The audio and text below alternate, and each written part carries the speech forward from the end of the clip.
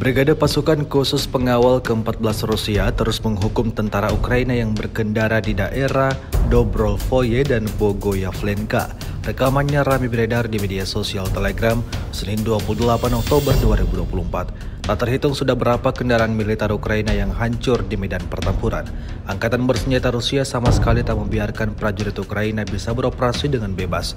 Setiap pergerakan kendaraan militer Ukraina yang terdeteksi berakhir mengenaskan saat setelah diserang pasukan Moskow. Seperti yang terlihat dalam rekaman, salah satu kendaraan militer Ukraina Oleng dan terbakar hebat setelah diserang Brigade Pasukan Khusus Pengawal ke-14 Rusia.